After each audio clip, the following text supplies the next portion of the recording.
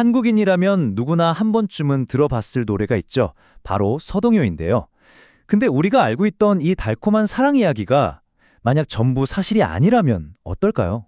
자, 모든 건 바로 이 노래 가사에서 시작됩니다. 내용이 어때요? 굉장히 파격적이죠? 아니 이게 어떻게 아이들이 부르고 다니는 노래죠? 지금 기준으로 봐도 거의 스캔들 그 자체잖아요. 이 짧은 노래 한 구절이 대체 어떻게 한 나라의 역사를 통째로 뒤흔들었는지 지금부터 그 이야기 속으로 한번 들어가 보겠습니다. 자, 그러려면 먼저 이 전설의 주인공부터 만나봐야겠죠? 평범한 소년과 아름다운 공주, 아주 고전적인 조합입니다. 한쪽은 서동, 이름 그대로 말을 파는 아이였어요. 백제 땅에서 그저 호르머니를 모시면서 살던 정말 평범하디 평범한 청년이었죠. 그런데 다른 한쪽은 적국인 신라의 공주님입니다. 그것도 그 미모가 바다 건너 백제까지 소문이 자자했던 진평왕의 셋째 딸, 바로 그 선화공주였어요. 서동의 귀에도 당연히 이 소문이 들어간 거죠. 아니, 평범한 마 파는 소년이 적국의 공주를? 이게 말이 되나요? 이걸 가능하게 만든 서동의 계획은 정말이지 대담하고 또 기가 막힙니다. 과연 어떤 계획이었을까요? 자, 한번 파고들어 보죠. 자, 보세요. 이게 그의 마스터 플랜입니다. 일단 국경을 넘어서 신라의 수도 서라벌로 잠입해요. 그리고 아이들한테는 공짜로 말을 나눠주면서 환심을 사는 거죠. 자, 여기까지는 그냥 착한 동네형 코스프레인데 핵심은 바로 이 세 번째 단계입니다. 자기가 직접 만든 아까 그 스캔딜러스한 노래를 아이들한테 가르쳐서 부르게 한 거예요. 와, 이거 지금으로 치면 완벽한 가짜뉴스 바이럴 마케팅 아닙니다? 결과는요? 대성공이었죠. 아이들이 부르는 노래가 어른들 입으로 또 그 어른들 입에서 또 다른 사람들 입으로 순식간에 서라벌 전체에 쫙 퍼져나간 겁니다. 결국 이 노래가 어디까지 들어가겠어요? 그렇죠. 왕궁에까지 들어간 거죠. 신하들은 난리가 났습니다. 나라의 기강이 무너졌다. 당장 공주를 버려야 한다. 고 빗발치듯 상소를 올린 겁니다. 아무 잘못도 없이 억울하게 누명을 쓴 선화공주. 결국 궁에서 쫓겨나 머나먼 귀환길에 오르게 됩니다. 얼마나 외롭고 무서웠겠어요?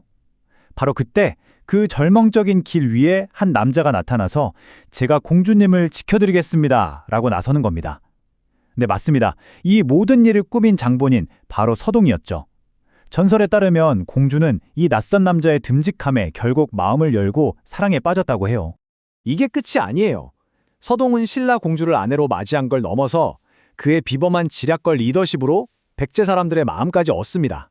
그리고 마침내 왕의 자리에 오르게 되죠. 이분이 바로 백제의 30대 왕 무왕입니다. 이야, 정말 동화 같은 완벽한 해피엔딩, 그쵸? 하지만 우리가 알고 있는 이 아름다운 사랑 이야기는 바로 여기서 정말 예상치도 못한 거대한 반전을 맞이하게 됩니다. 자, 그래서 질문을 던져봐야 합니다. 이토록 드라마틱한 사랑 이야기가 과연 진짜 역사일까요? 아니면 그냥 아주 잘 만들어진 전설일 뿐일까요? 모든 걸 뒤집어버린 발견은 그리 오래되지 않았어요. 바로 2009년의 일입니다. 전설 속에서 무왕과 선화공주가 사랑의 결실로 함께 세웠다고 전해지는 곳, 바로 백제 최대의 사찰 미륵사입니다.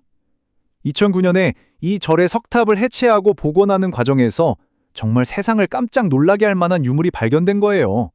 자, 바로 이겁니다. 이게 핵심이에요. 석탑 깊숙한 곳에서 발견된 사리암에 이 절을 세운 왕비의 이름이 떡하니 적혀 있었던 거죠. 그런데 그 이름이 선화공주가 아니었어요. 대신 사태광후, 백제의 최고의 귀족 가문인 사택씨 집안의 딸 이름이 아주 선명하게 새겨져 있었던 겁니다. 이 발견 하나 때문에 천년 넘게 철석같이 믿어왔던 서동요 이야기가 뿌리째 흔들리게 된 겁니다. 역사학계는 당연히 발칵 뒤집혔죠. 근데 역사가 그렇게 간단하지만은 않습니다. 학자들은 잠깐만, 너무 성급한 결론은 금물이다 라고 말해요. 왜냐하면 첫째, 그 당시 왕들은 왕비를 여러 명 두는 게 아주 흔한 일이었거든요. 그러니까 선화공주도 왕비고 사태광후도 왕비였을 수 있다는 거죠. 둘째, 이 기록은 어디까지나 사태광후가 미륵사 창건을 주도했다는 사실을 말해줄 뿐 선화공주라는 인물은 아예 존재하지 않았다라고 말하는 건 아니거든요. 어쩌면 서동요 이야기는 여러 시대의 실제 이야기와 전설이 조금씩 섞여서 만들어진 것일 수도 있고요. 자, 그럼 이 전설은 도대체 왜 만들어졌고 왜 이렇게 오랫동안 우리에게 전해져 내려온 걸까요? 이제 좀 더 큰 그림을 볼 필요가 있습니다. 여기서 정말 흥미로운 가설이 하나 등장합니다. 어쩌면 서동예는 처음부터 사랑 이야기가 아니었을지도 모른다는 거예요. 생각해보세요. 평범한 신분이었던 무왕이 왕이 되기까지 얼마나 많은 정치적 반대가 있었겠어요. 그때 나는 평범한 사람이 아니다. 저 강대국 신라의 공주와 결혼한 사람이다. 라는 극적인 이야기를 퍼뜨려서 자신의 출신을 신하로 만들고 왕위의 정당성을 확보하려 했다는 거죠. 한마디로 이건 로맨스가 아니라 고도의 정치적, 신화 만들기 프로젝트였다는 겁니다. 결국 우리는 이 질문 앞에 다시 서게 됩니다. 서동요는 국경과 신분을 뛰어넘은 1400년 전의 위대한 사랑 이야기였을까요? 아니면 왕좌를 차지하기 위해 한 남자가 벌인 가장 치밀하고 완벽한 정치적 신화였을까요? 진실은 저 너머에 있겠지만 어느 쪽이든 정말 대단히 매력적인 이야기라는 사실만큼은 변하지 않는 것 같네요.